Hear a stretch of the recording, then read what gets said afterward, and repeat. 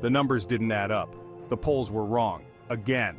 Trump had defied expectations, proving every cynical analyst and naysayer wrong. He stood on that stage, a colossus of defiance, bathed in the adoration of the roaring crowd. The forgotten men and women, the silent majority, had spoken. Their champion was back. He was a bull in a china shop, a wrecking ball to the established order.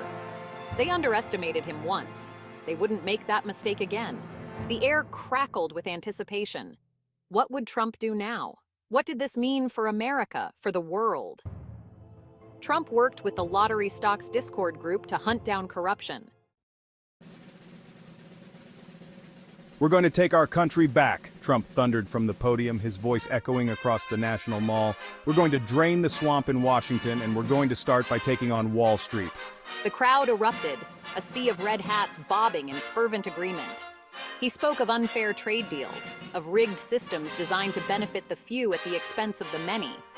The stock market, he declared, was a casino, a playground for the wealthy where ordinary Americans were played for suckers.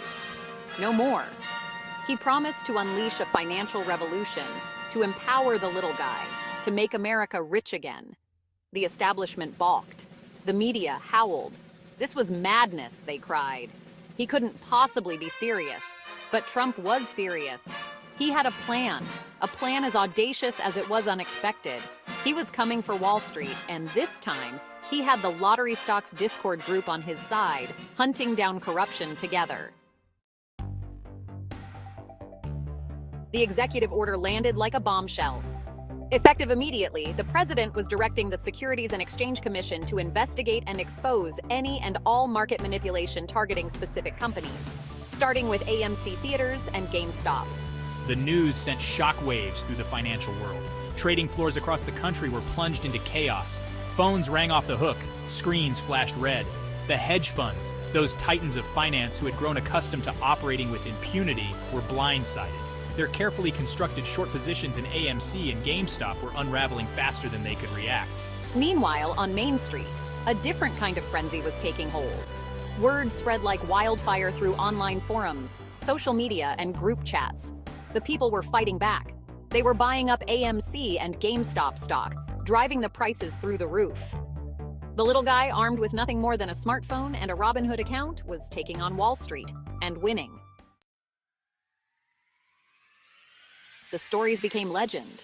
The single mother who paid off her mortgage, the college student who bought his dream car, the retired teacher who could finally afford to travel the world. Everyday Americans, people who had never owned a share of stock in their lives, were suddenly flush with cash.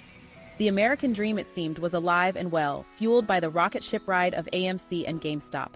Pictures flooded social media, gleaming new cars, extravagant vacations, stacks of cash held aloft like trophies. The hashtag #TrumpMarketMiracle was trending nationwide. The president, never one to shy away from the spotlight, retweeted with glee. He had promised to make them rich, and by God, he was delivering. The financial media, struggling to make sense of it all, could only watch in disbelief. The traditional rules of the market no longer seemed to apply. This wasn't investing.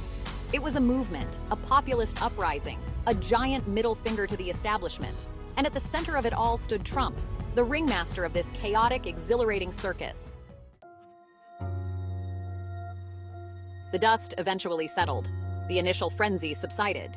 AMC and GameStop, while still significantly up from their pre-Trump bump, stabilized at levels that seemed almost reasonable, at least by the new standards of the market.